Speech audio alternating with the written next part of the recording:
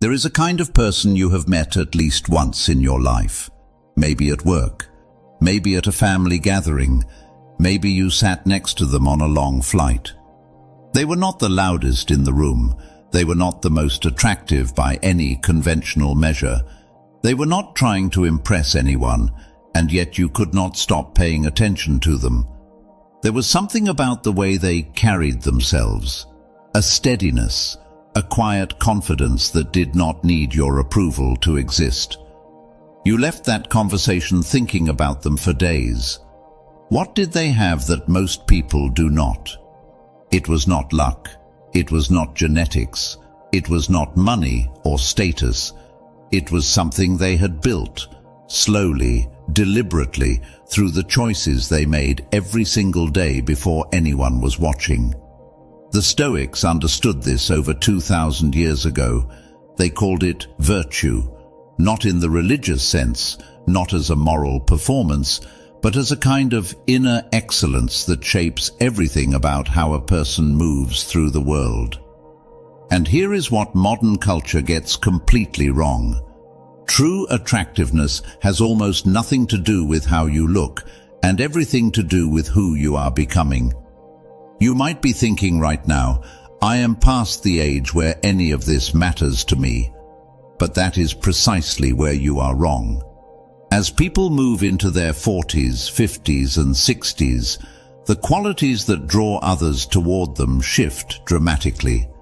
Youth fades for everyone, but depth, presence and character compound over time. The person who has worked on themselves for decades carries a weight and a warmth that no young face can replicate. We are going to talk about 10 habits, not tricks, not shortcuts, but genuine daily practices rooted in Stoic philosophy that fundamentally change the way people experience you. Some of them will feel uncomfortable. Some of them will challenge assumptions you have held for a long time. All of them are real. The first of these is one that almost no one takes seriously enough. Speak less than you know.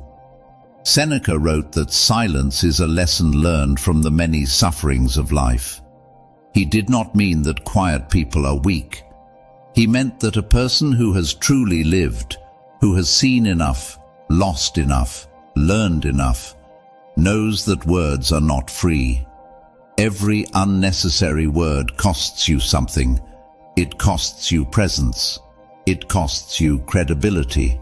It costs you the rare impression of someone who does not need to fill every silence. Most people talk to be seen. The person who is genuinely compelling talks only when they have something worth saying.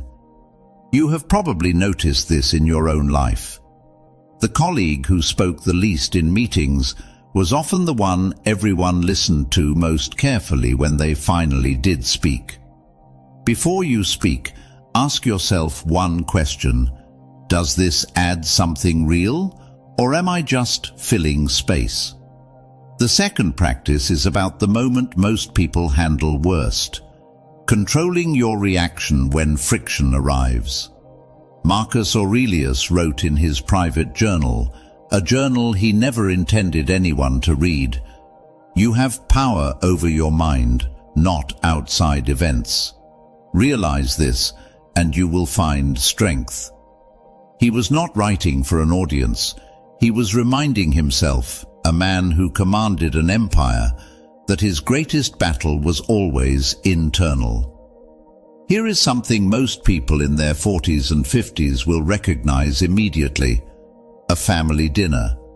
Someone makes a comment about your choices, your past, your opinions. The old version of you would have felt the heat rise. You would have defended yourself or gone quiet and stewed for days. The person who has developed genuine self-control does something different. They pause, they breathe, they choose their response the way a craftsman chooses a tool, deliberately, without rushing. This pause, this single moment between what happens and how you respond, is where character lives. When someone cannot provoke you, cannot rattle you, cannot pull you down to their level, people begin to experience you as someone fundamentally different. Not cold, not dismissive, grounded in a way that most people simply are not. The third practice is one most people overlook entirely: keeping the promises you make to yourself. Epictetus, who was born a slave and became one of the greatest philosophers in history, taught one principle above all others: know what is in your control and what is not. Your word to yourself is entirely within your control, and it is the foundation of everything else. When you say you will wake at a certain hour, and you do. When you say you will not eat what harms you, and you do not.